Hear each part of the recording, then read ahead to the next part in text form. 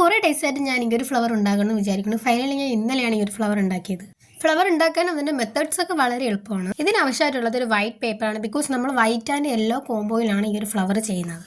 White paper എന്ന് പറയുമ്പോൾ സാധാ നമ്മുടെ ബുക്കിലെ പേപ്പർ തന്നെ മതിയാവും. പിന്നെ ഇതിൽ മെയിനായിട്ട് ശ്രദ്ധിക്കാനുള്ളത് പേപ്പർ കട്ട് ചെയ്യുന്ന രീതിയാണ്. അത് കറക്റ്റായിട്ട് ചെയ്താലേ ഫൈനൽ ലുക്ക് നമ്മൾ വിചാരിക്കുന്ന പോലെ വരും. ആൻഡ് ഈ വീഡിയോ കുറച്ച് ലെങ്ത് ആയതിന് കുറച്ച് സ്പീഡപ്പ് ആയിക്കാണ് വീഡിയോ ചെയ്തിരിക്കുന്നത്. ഇതിന് ട്യൂട്ടോറിയൽ കറക്റ്റ് വേണമെങ്കിൽ കമന്റ് ചെയ്താൽ മതി. ഫുൾ വീഡിയോ ആയിട്ട് ഞാൻ അപ്ലോഡ് ചെയ്യാം. കട്ടിങ് ശ്രദ്ധിക്കണമെന്ന് പറഞ്ഞത് കട്ടിങ് ഒന്ന് അങ്ങോട്ടും ഇങ്ങോട്ടും മാറിപ്പോയാൽ ഇതിന്റെ ലുക്ക് തന്നെ മാറിപ്പോകും. പിന്നെ ഇതിന്റെ മെത്തേഡ്സ് ഒന്നും ഞാൻ എക്സ്പ്ലെയിൻ ചെയ്യുന്നില്ല. ബിക്കോസ് വീഡിയോ കാണുമ്പോൾ തന്നെ നിങ്ങൾക്ക് മനസ്സിലാവും. ഓക്കെ, അപ്പോൾ ഫ്ലവർ സെറ്റാക്കി എടുത്തിട്ടുണ്ടെങ്കിൽ നമുക്ക് അതിന്റെ ഉള്ളിൽ വെക്കുന്ന മുട്ട റെഡിയാക്കി എടുക്കാം. എപ്പോഴത്തും പോലെ തന്നെ ബെട്ടലും കൂട്ടലും കണ്ടപ്പോൾ ഈ ഫ്ലവർ ഉണ്ടാക്കി തുടങ്ങിയ പാളിപ്പോന്ന് കരുതിയിരുന്നു. പക്ഷെ പാളിയിട്ടില്ല, സംഭവം സെറ്റാക്കിയിട്ടുണ്ട്. വൈറ്റ് ഫ്ലവറിന്റെ ഉള്ളിലെ ഈ ഒരു യെല്ലോ കളർ മുട്ടും കൂടി വരുമ്പോഴത്തേക്കാണ് ആ ഫൈനൽ ലുക്ക് കംപ്ലീറ്റ് ആവുന്നത്. ഫ്ലവറിന്റെ സ്റ്റെം ആയിട്ട് നീളമുള്ള സ്റ്റിക്കിനെ ഗ്രീൻ പെയിന്റ് അടിച്ചിട്ടാണ് യൂസ് ചെയ്തത്. ആൻഡ് ഇതിലെ ഏറ്റവും സാറ്റിസ്ഫൈഡ് മെത്തേഡാണ് ഇത്. And this is the final look.